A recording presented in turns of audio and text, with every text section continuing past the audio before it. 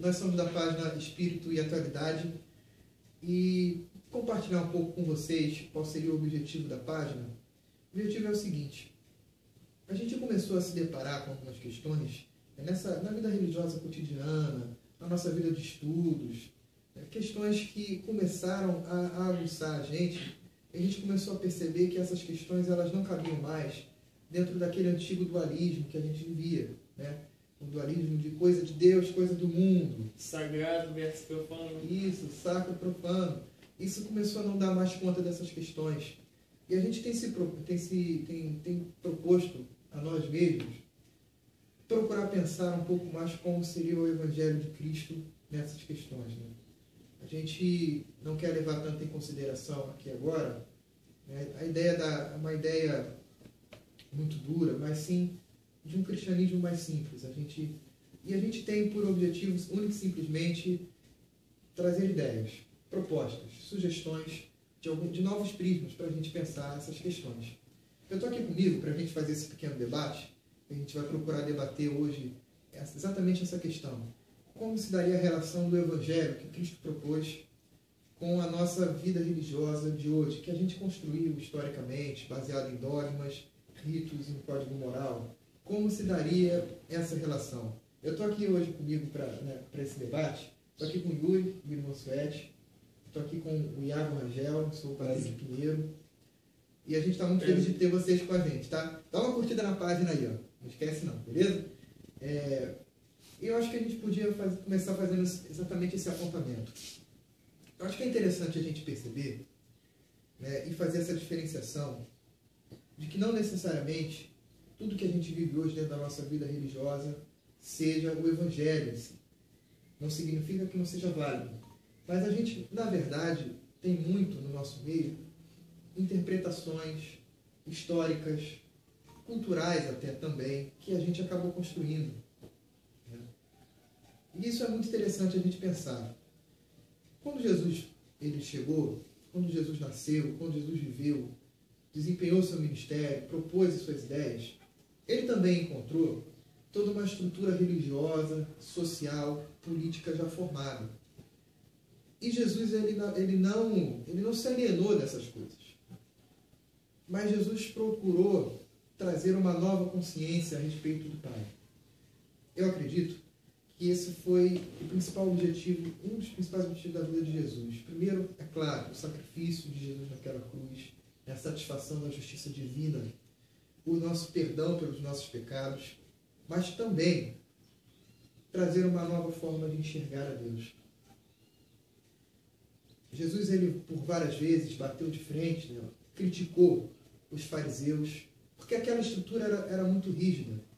Você tinha a lei, você tinha mais de 800 mandamentos, você tinha a interpretação da lei, você tinha as comunidades, a gente também às vezes não leva isso em consideração. Não eram só os fariseus que existiam. Você tinha várias outras escolas, vamos dizer assim, de interpretação bíblica, e que, claro, disputavam a legitimidade da interpretação bíblica. Fariseus, saduceus, essênios, zelotes. Você tinha a questão social, você tinha uma sociedade politicamente oprimida por Roma, e você tinha uma estrutura religiosa que acabou se mancomunando com toda essa questão de dominação política, para também manter, para que a sua liderança, a sua elite eclesiástica também mantivesse uma influência sobre a sociedade. Uma soberania. É importante a gente perceber que, de todas as províncias romanas, Israel, ela detinha uma determinada autonomia em relação a Roma. Por exemplo, Israel tinha o direito de julgar seus próprios casos. A única coisa que não se podia acontecer era a pena máxima. A pena de morte só Roma poderia exprimir. Jesus não foi condenado somente pelos judeus, mas também por Roma, pelo crime de sedução. Sedição. Não sedução. Ficou até estranho, né? Mas enfim, sedição. Hoje não é diferente, galera. Hoje a gente também tem tudo isso. Mas a gente queria propor um pouco o pensamento sobre qual seria essa lógica, essa nova forma de olhar a Deus que Jesus propõe. Já tomando como link o que você falou sobre sobre a forma de olhar o Messias, é bom também se ter a noção de que os judeus esperavam um Messias diferente. Tanto que até hoje eles esperam esse Messias, né? Estão há 5.000 anos esperando o Messias que vá aliviá-los dessa opressão. Eu, só fazendo um adendo, eu lembro de um documentário que eu vi há pouco tempo atrás, que falava sobre a opressão, o lobby à opressão que os judeus acreditam ter. Eles fazem uma propaganda ao choro, à tristeza, porque eles ainda acreditam que vai vir um Messias libertador que retirará toda essa opressão atualmente árabe ou muçulmana ou do mundo atual, do mundo ocidental. Interessante. E realmente eles esperavam aquele cara que viesse e botasse os romanos no devido lugar, entendeu? E estão esperando ainda. E aí quem foi seguir Jesus foi quem entendeu que a mensagem de vida eterna era vida eterna. Na verdade, quer ver uma coisa interessante? Os próprios apóstolos demoraram a entender isso. Por que tu acha que quando Jesus chegava e falava assim, galera, eu vou morrer, ninguém entendia? Pedro chamava no canto e falou, pô, Jesus, pega leve contigo mesmo aí, cara. Tu tá meio deprê, brother. Relaxa, vai dar tudo certo, gente. Porque, cara, o Messias é invencível, cara. Eu vi esse Messias fazer um montão de coisa que é invencível. Ele vai libertar a gente. Mas Jesus, tanto é que como que Jesus repreende Pedro? Cara, tu tá pensando nas paradas aqui, cara. Não entendeu ainda que eu tô falando de outra coisa. Então é muito interessante isso. Outra coisa importante é sobre a mensagem, né, que Jesus Cristo propagou enquanto pessoa, né? Ele propagava o que a gente chama de evangelho, né? A boa nova, a notícia. E dentro desse contexto, né, dessa estrutura toda já montada e existente, né, a estrutura dos fariseus e tal, ele ressignifica tudo isso, colocando no seu lugar o sentido de cada coisa. E aí vale, né, destacar um texto que Paulo fala em Romanos 3:31, né, se eu não me engano, se quiser pegar, pode pegar. Que fala sobre como confirmar o sentido disso, dessa pedagogia que foi criada por Deus, apesar de que foram acrescentadas mais de 800, né, 800 mandamentos, se eu não me engano, a mais. Deus também não deu só os 10 mandamentos. Além dos 10 mandamentos vieram orientações, normas de convivência. E orientações. Você pega Levítico, que tinham um sentido dentro do seu contexto, sim, do seu contexto histórico. O que eu estou querendo dizer é o seguinte: Jesus, como nós acreditamos que ele é o Filho de Deus, ele ressignificou muita coisa. E aí, nesse versículo, Paulo ele levanta um questionamento. Se quiser, pode ler. Bem, então se somos salvos pela fé, isso significa que não precisamos mais obedecer às leis divinas? Ao contrário, de fato, é assim que confirmamos a lei. Romanos 3:31. Olha só que interessante, né? Como que ele ressignifica o sentido nele mesmo. Porque fé nesse sentido de confiança, né? Fé, de confiança, de relacionamento. Ou seja, nós cumprimos todo o sentido nisso. E ele cita isso, né? Amar a Deus acima de todas as coisas, o amor ao próximo, o resumo das leis, dos profetas, enfim. Então, é interessante essa mensagem. E outra, que foi muito escandalizador, que eram as pessoas com quem ele andava naquela época, né?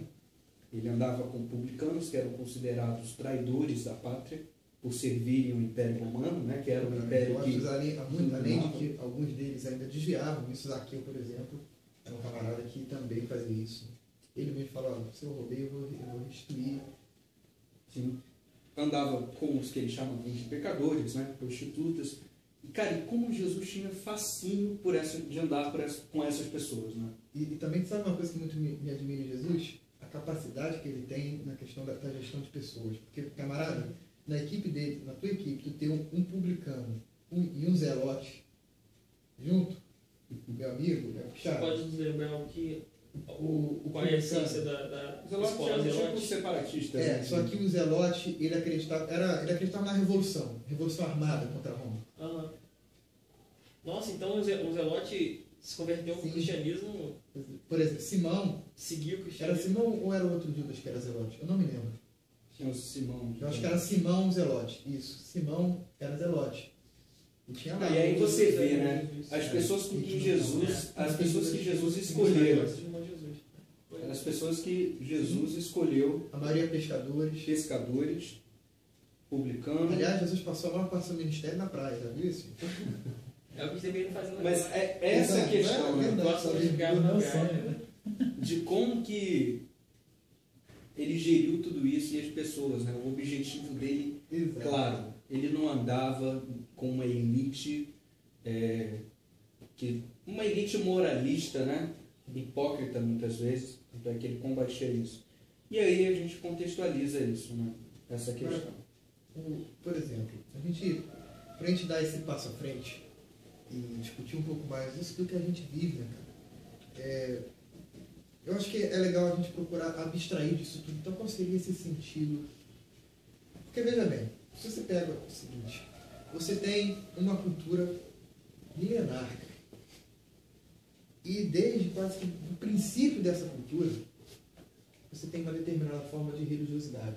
Ou seja, aqui sem um sentido pejorativo na religiosidade, mas no sentido de um determinado religare, uma determinada forma de se relacionar com esse sagrado, que a gente chama de Deus, com um totalmente outro, com a divindade, com o divino, com Deus.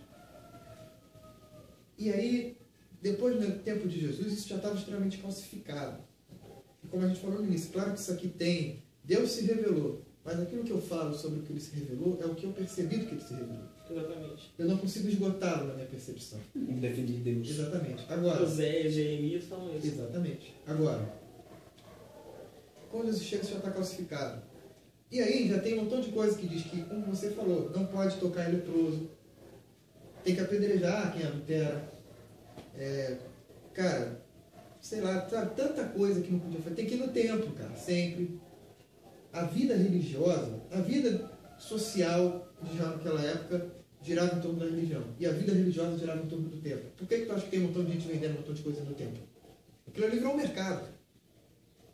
O sacrifício... Fazer um adendo cultural. Pode. A freguesia, o nome freguesia vem do latim file ecclesia, que são os que rodeavam a igreja. Aí. Porque nos feudos, os únicos momentos onde as pessoas se encontravam eram nos domingos, quando eles iam às igrejas, e lá eles faziam a compra. E eu acho a compra e a venda, no caso, naquele sistema. Eu acho interessante pensar, Patrick, se nesses 2000 anos, ou não, menos, de judaísmo que tiveram antes de Jesus, se toda essa liturgia calcificada, será que nós hoje não estamos fazendo o mesmo? Será que nós hoje, 2000 anos depois de Cristo, não estamos fazendo o mesmo com... Aí é que tá. Desculpa, Patrick. Eu acho que isso também, isso deva ser pela falta de interpretação do Evangelho.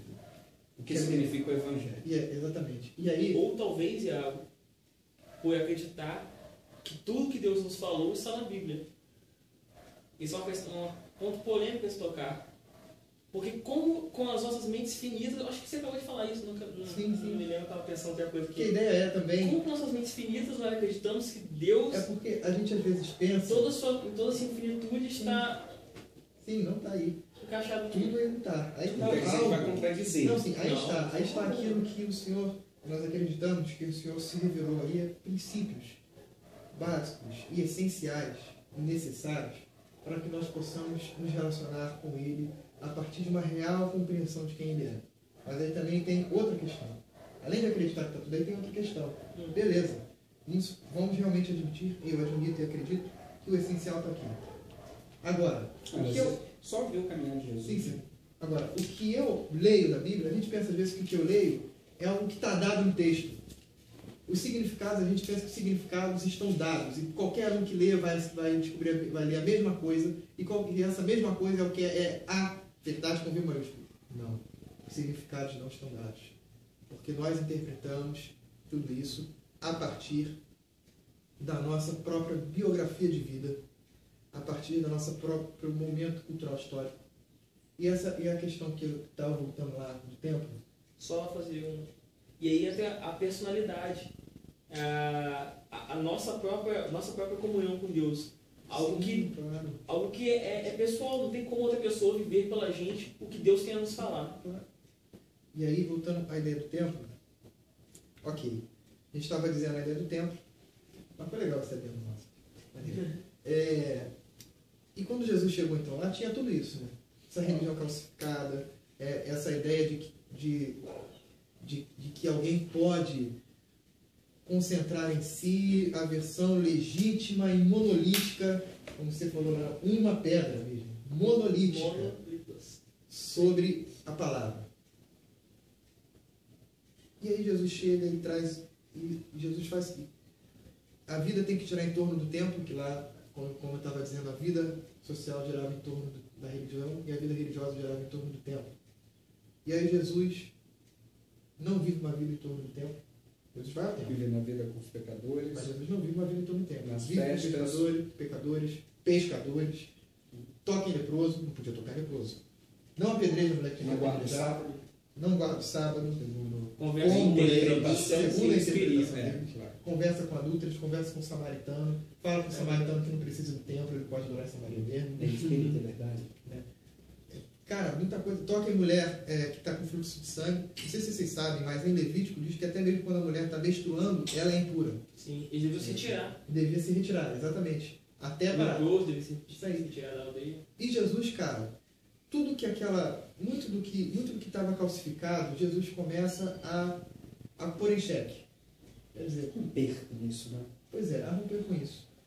Então, pensa no cara que está aqui numa cultura, como ele falou, de 500, mais ainda, milhares de anos, dizendo que é assim, assim. Aí vem o camarada e faz tudo.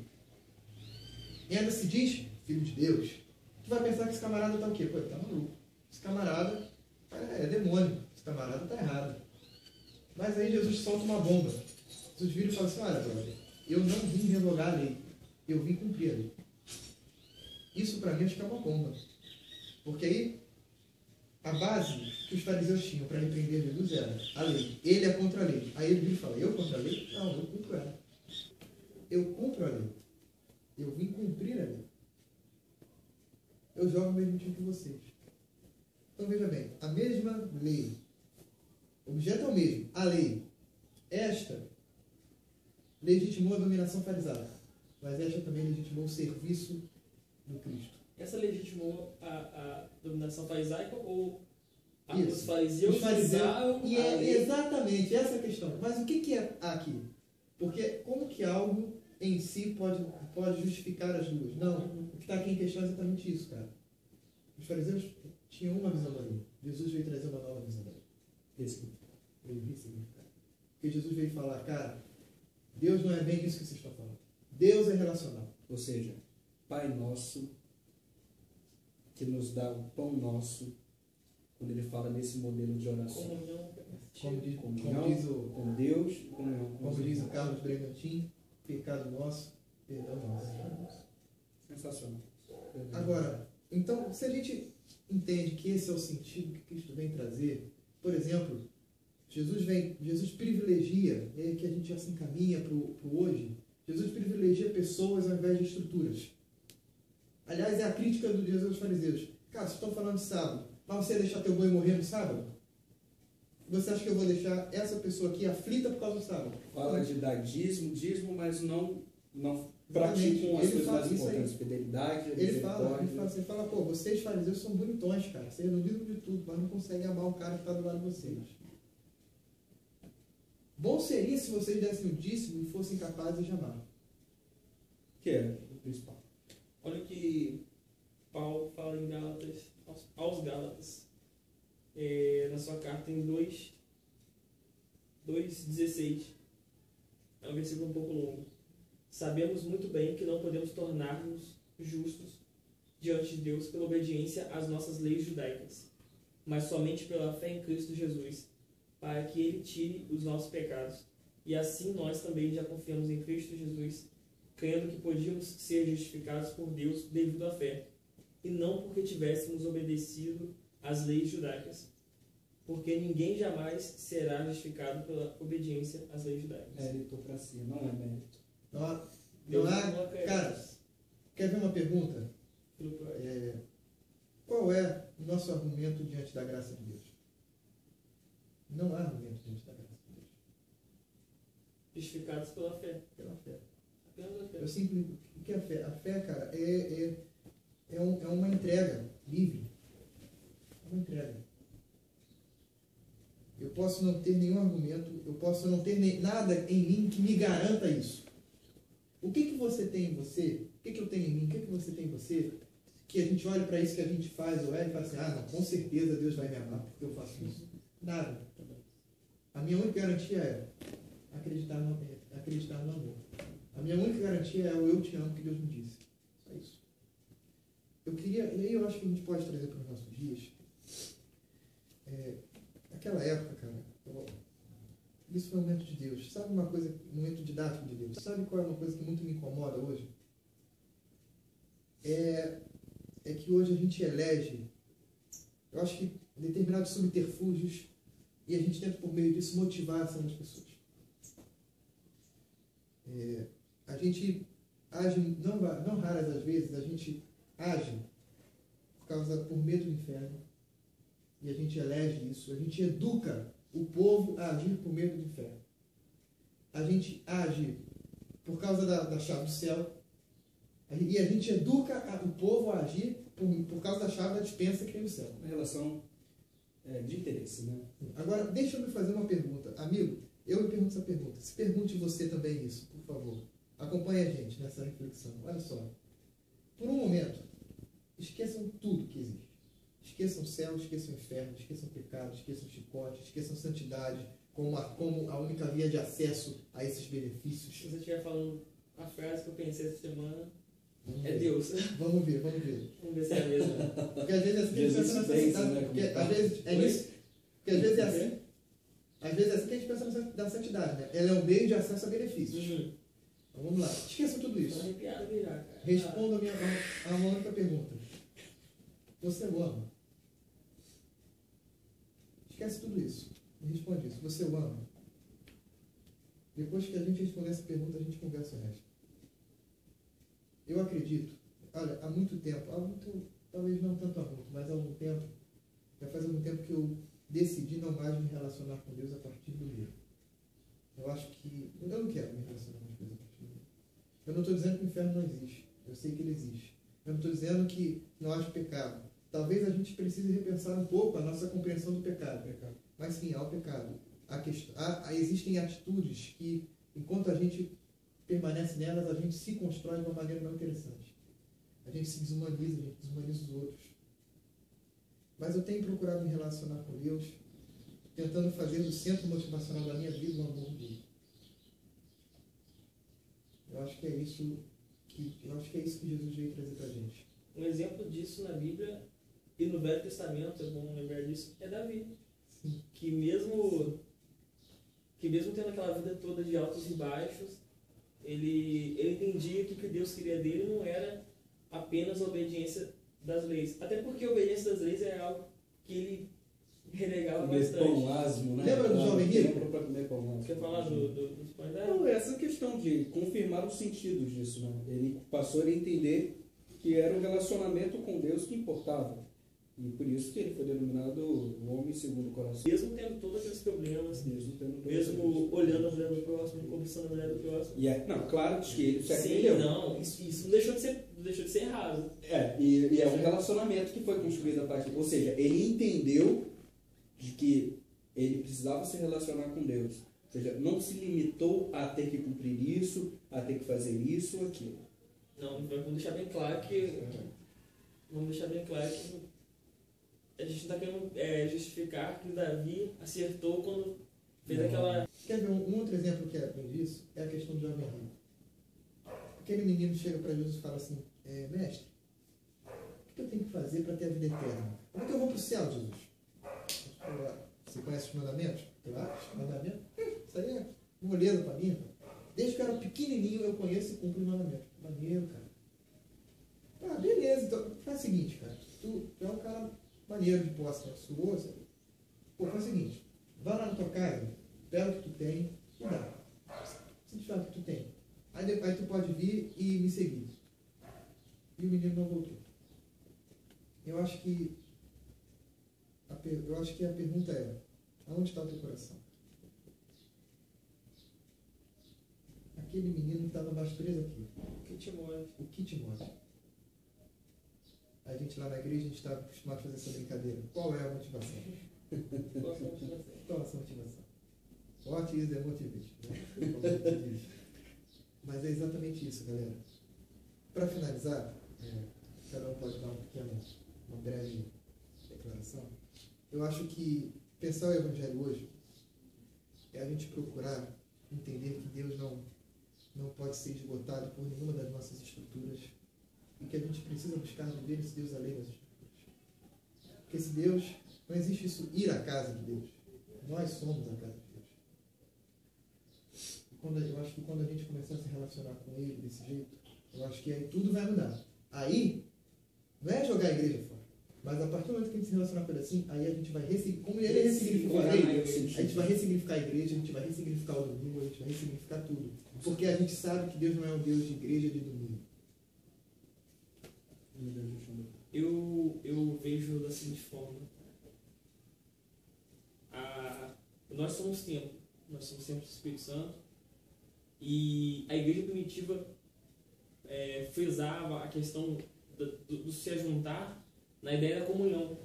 Só que com o passar do tempo, com o passar dos milênios, nós temos usado isso como desculpa, nós temos calcificado isso, nós temos engessado isso, e temos feito... E o que tem acontecido é que a nossa vida com Deus tem se tornado algo de domingo.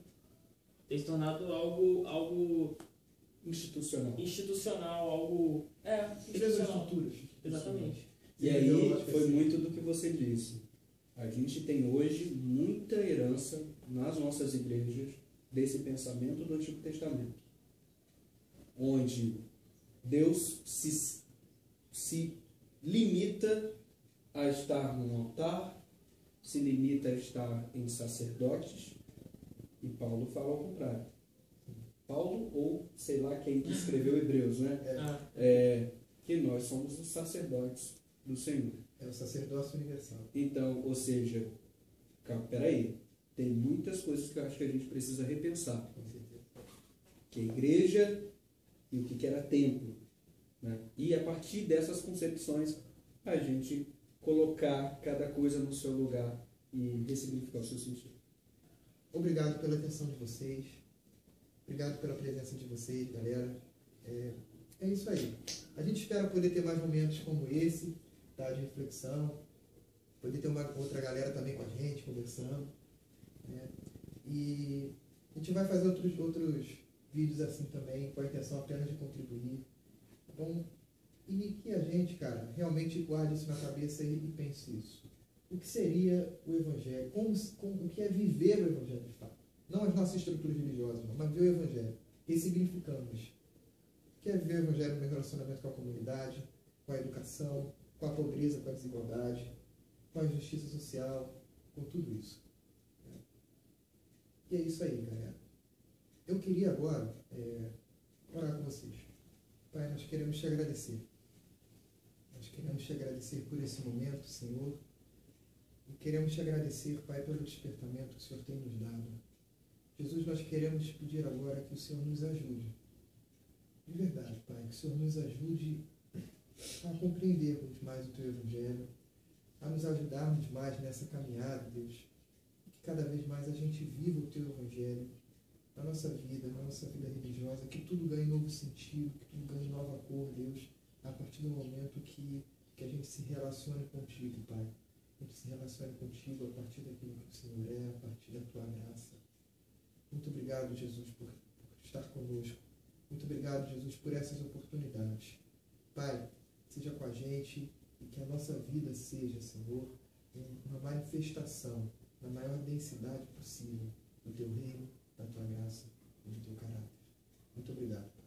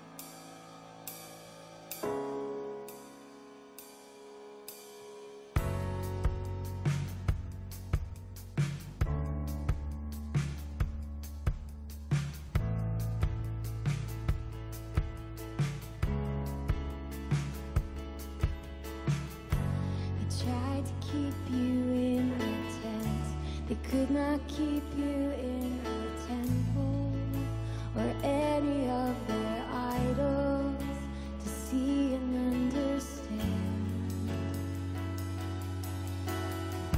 We cannot keep you in a church. We cannot keep you in a Bible, or it's just another idol to box you in. They could not keep you in their walls. We cannot keep you in ours either, for you are so much greater. Who is like the Lord, the maker of the heavens, who dwells with the poor? He lifts them from the ashes and seats them among princes. Who is like the Lord?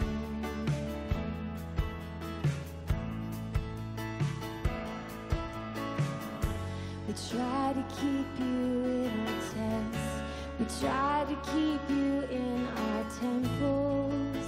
We worshipped all our idols, and we want all that to end.